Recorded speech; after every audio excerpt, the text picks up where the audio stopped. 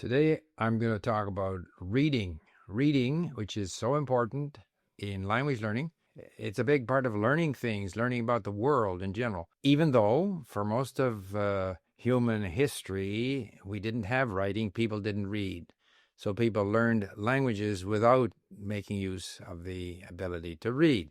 And even today, many people learn without reading. But to the extent that we use reading, there is a concept in reading or in relating the written text to the spoken text that is quite interesting, and that is the concept of transparent languages and opaque languages. And we've all experienced the fact that in Spanish, for example, or in Turkish, or in other languages, Italian, Finnish, Indonesian, there is a one-to-one relationship between how the word is written and how it's pronounced. It's consistent. Once you understand how those letters are used in that language, whenever you read, you can sound out the words, even if you don't know the meaning of the words.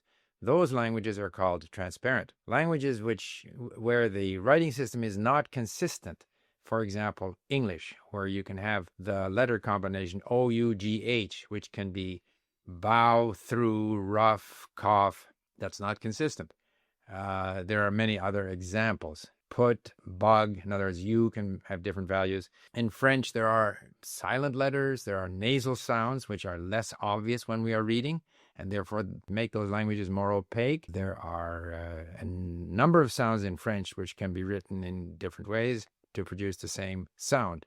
So it's not obvious when we are hearing the language what the spelling is. So this affects our ability to spell the language, but it also affects our ability to read because it makes that relationship between the audio and the written word less consistent.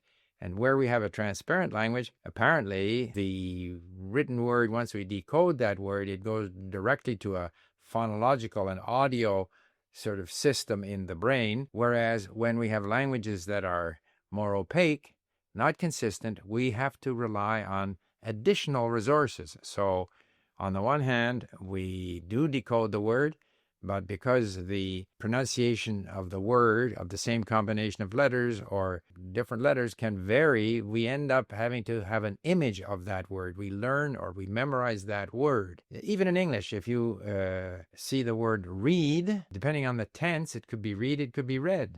So there are a number of words like that in a number of languages where the way that word is pronounced is determined by the context. That's particularly true in, say, Arabic, where we are often given sort of a core set of, say, 3 sounds, katab, and depending on the relationship to other words in that sentence, it could be kitab, kutub, maktub. So again, connecting it to other words in the sentence, in the context, is going to determine how that is pronounced. All of that makes it more difficult to read, to vocalize while reading, to figure out the meaning of the word while reading. And that's, for example, why I still rely on reading Arabic and Persian online. Languages that I don't speak as well, say Polish, I can read on in a book, which I enjoy doing, miss a lot of words, but still I can pronounce them all.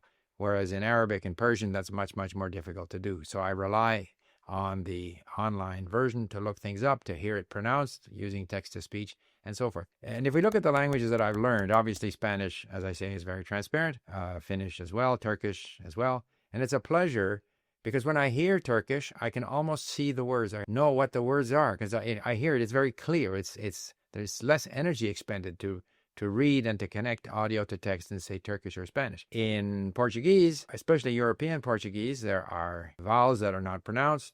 There are nasal sounds. All of this make it less obvious. It's not crystal clear, as is the case with Spanish. In the case of Chinese, obviously we have to memorize the characters. It's not enough to hear it. We have to memorize the character, and that means, at least in the initial period, having some understanding of the components of the character and strokes in the character. After a while, though, with enough practice, enough listening and reading, we do identify the sound with the character. So many of these problems with so-called opaque languages, with time, with the same method that we use for learning transparent languages, in other words, lots of listening and reading, is going to get you there. And if you enjoy doing it, you enjoy doing it. I tend to, for example, with opaque languages such as my Persian and Arabic, I will tend to use sentence mode at link more. because I then get 6, 7, or 8 words. I hear the natural sound, the audio of that sentence, and I sometimes get lazy, so I rely on the audio, and I'm not really putting the effort into reading that word. However, because in everything we do, we want to vary what we're doing. Language learning is sort of an iterative process. You got to try this, go do something else, come back. So I will vary my sentence mode with page mode, because in page mode, I don't have the ability to hear. I don't get the momentum of listening to the text spoken by the native speaker. So I read, and I can tell that I'm getting better and better at reading in Persian and Arabic without the assist of sentence mode or audio. One thing about Persian and Arabic, which makes it less transparent for me, is that I don't use the little vowel indicators, because in most cases they aren't available, so I tend to ignore them. But again, Persian and Arabic are, to my mind, less transparent, because even the letters vary depending on their location in the word. You don't have these vowel markers. Where they do appear, the vowel markers seem to me like clutter. And then, of course, the script is always somewhat cursive. So all of these things make it less transparent for me. And apparently, languages that are opaque, even, native speakers of those languages spend more energy in reading in those languages because they can't directly connect to the audio. All of these things, it's a matter of getting used to it. I can go on and on with examples with Korean, which, for example, is considered kind of transparent, but slightly similar to Chinese in that the phonetic symbols in Korean are presented in blocks. And so our brain tends to see them as blocks, much like Chinese characters. So we're not aware of what our brains are doing. We are aware if some languages are easier to read than others. We are aware if we listen to an audiobook in, say, Spanish, in our minds, I find I can connect that to the written language much more easily. I can read that language much more easily, whereas languages that are less transparent, I find them a little more difficult. But ultimately, it's my motivation. It's the process that is the reward, and I don't mind putting in that extra bit of effort, and I try to find, a strategy that will enable me to continue to make progress. And eventually I get better and better. And now I can read a full page, in Arabic or Persian with a few words that I don't know. And I look forward to the day when I will be able to read that language in a book without being online, but I'm not there yet.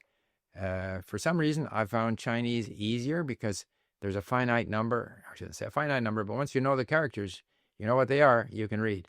Whereas with Arabic and Persian, I find that interconnection with the remainder of the text and the way certain symbols can sometimes be a consonant and sometimes be a vowel. So if you don't know the word, at least for me, I find it difficult to pronounce the word and therefore difficult to read those words.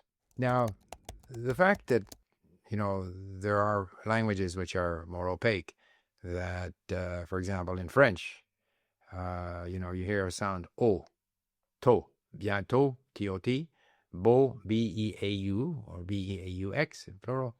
There are a number of examples. I won't go through them all. And so that does make it a little more difficult. But I love French, and many people do. So that's part of what you have to get used to. In every language we learn, the letters typically are used in a way that's different from what we're used to. So in Czech, for example, the R-E is pronounced rj, dobrze, for well, where the same word in Polish is pronounced dobrze. Apparently it used to be dobrze, so pardon my Czech. And this is true in every language. You get used to how, for example, in the Russian, you say malako for milk, I think, whereas in Ukraine would be moloko, so that they don't sort of get the sort of subdued vowels. For the longest time when I was reading Russian, I would pronounce what looks like a P, I would pronounce it as P, whereas in fact in Russian it's R. So all these things, we have to get used to them. We get used to them by going over and over the same material in different forms, listening, sentence mode, page mode, more difficult content, easier content, constantly browsing to acquaint ourselves. As Jeffrey Hinton said,